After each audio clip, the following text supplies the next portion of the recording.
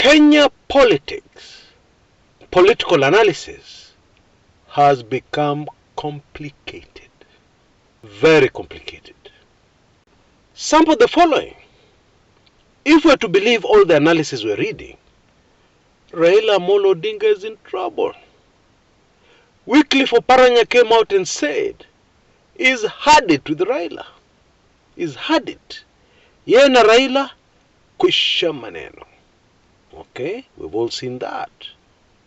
And then we've also seen that the House of Mumbi legislators have also said they've distanced themselves from Raila Odinga. Okay, we know all that. Therefore, Raila Odinga, kwisha maneno. History. Finished completely politically. No hope for Raila Odinga. That's the impression anybody would get reading or going through the analysis we see before us.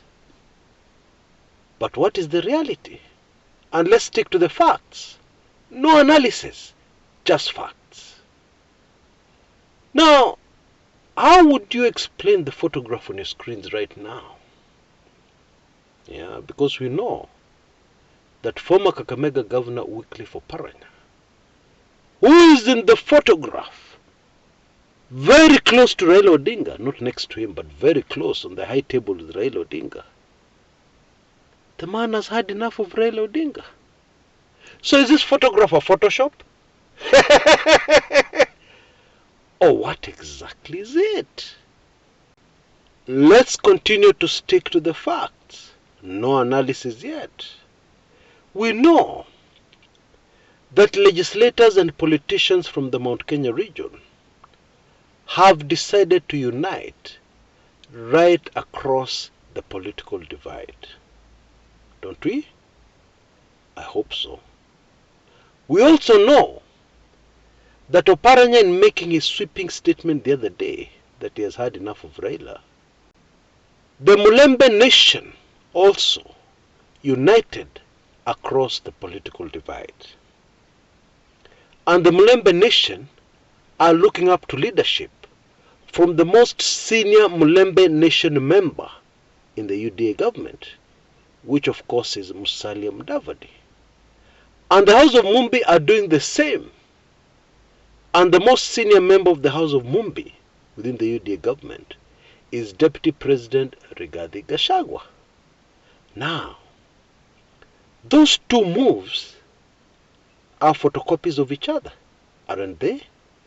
They're very similar. Now, let me ask you a question. A very simple question. This move by the Luhya community and by the House of Mumbi, where did it most probably come from? Okay, assuming it came from somewhere. Where did it most probably come from? From within UDA, the political party, or from outside the UDA, anywhere else but not the UDA party? You tell me. Because it's rather obvious that if the UDA government, the UDA party within itself, started diluting its power by getting the people within it to form groups, does that make any sense to you? Does that weaken UDA? Does that weaken the government? Or does it strengthen the government? Simple questions, folks. And I'm expecting a simple answer, or simple answers to those questions. Now, this is where political analysis gets complicated. Because in my opinion, what is happening here is very high-level political chess by a grand master of political chess. I will not name him. Jijaziwe mwenyewe. Who is the grand master of political chess in Kenya? Is it President Ruto? Is it Musalia Mudavadi? Is it Weta? Is it Kalonzo Musyoka? You tell me who it is. Yeah, because the answer is obvious. Now, if you look at the current political developments in the country, especially those very sensational new developments, and then you ask yourself a question, a very simple one. All these things which are happening, who do they benefit the most? Simple question. Demands a simple answer. Who? Now hold on to that thought for a minute, and let's introduce something else that I've noticed that may be a coincidence. Oh yes, I'm confessing.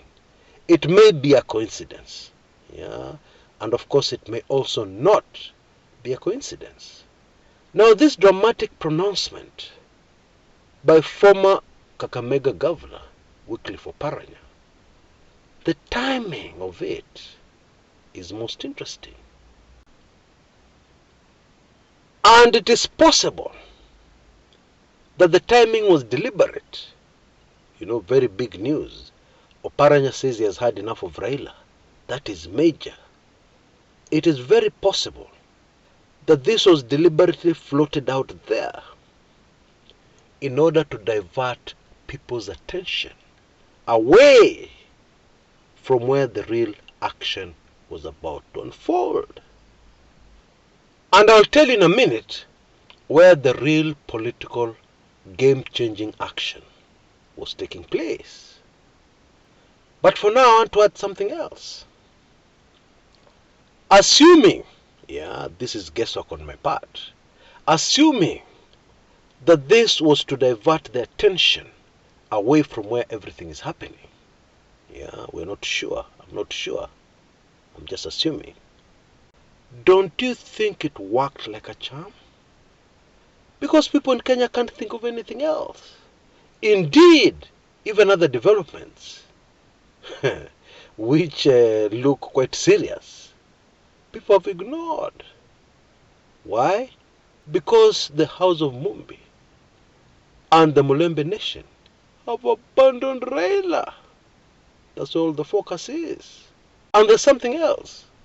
UDA bloggers and propaganda peddlers are trapped. Their hands are tied.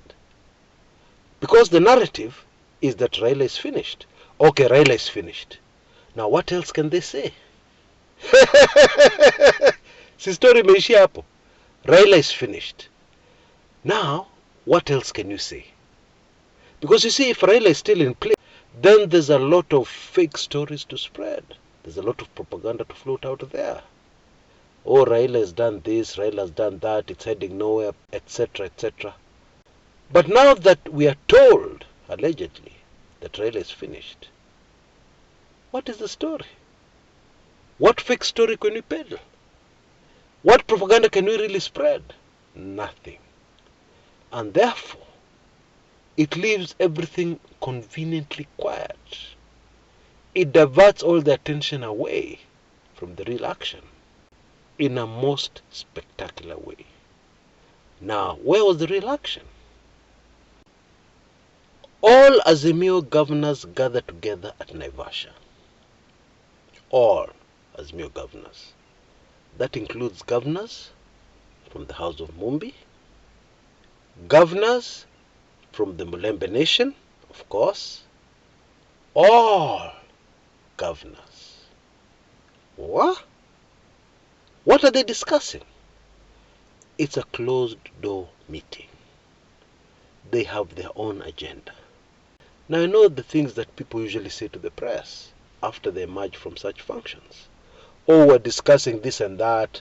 Oh, we're streamlining this and that. Etc., etc.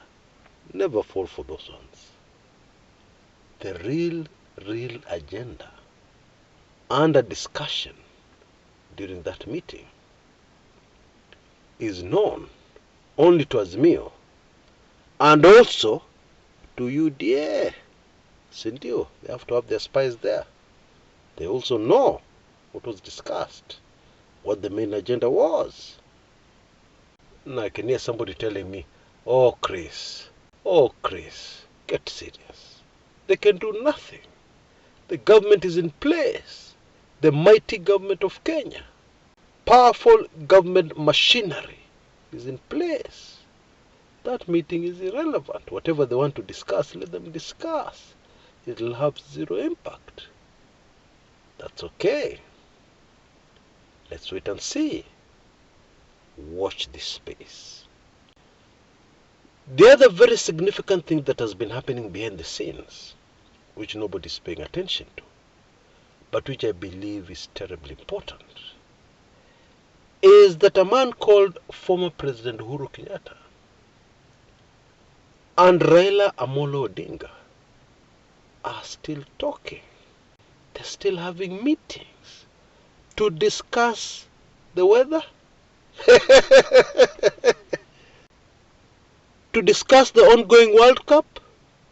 No, to discuss current Kenyan politics and the political situation in the country, and of course also to discuss political chess moves.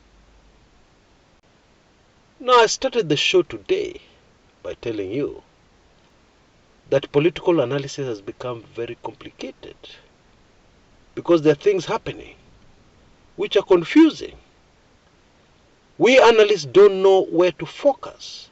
We don't know which events, which developments are more important than which ones. Hence the confusion. Hence the fact that many of us have totally lost our way. We are now somewhere in the dark, shooting in the dark aimlessly. Well, the good news is that we on this channel will make a huge effort to stay focused on the events and the developments in our politics that really matter.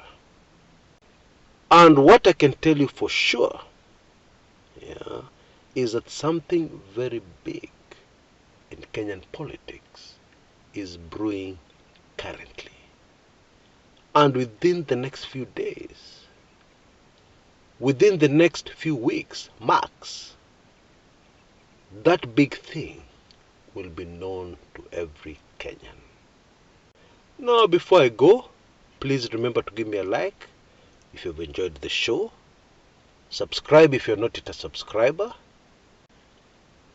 And my exclusive offer, for videos where you see my face, is still on. I have only 2 slots left. Only 2. Rush, act immediately. I believe you can see details on your screens right now. I know there's been a lot of concerns from many of you. Thank you very much. I'm really touched that you really care about what happens to me. But I want to reassure you that all the necessary precautions have been taken. Please trust me on this one. Okay? The people who will have access to those videos are few. And even if somebody records those videos, ni kazi bure. But I'm touched. Thanks so much for your concern. Now also, before I go, I did a video earlier about the impact of the unity of the House of Mumbi. And if you missed it, there is a short preview immediately after I sign off. You can take in this short preview, get out the major facts. You may have also watched the video, but you may have missed something. This short summary is perfect for you. So take time to take it in immediately after I sign off, in a few seconds' time. Until next time, this is Chris Kumekucha.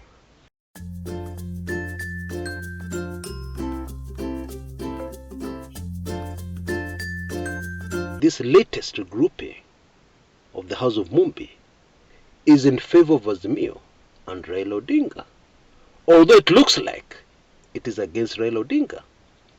In my opinion, wait for this one, this is nothing short of a political coup. Oh yes.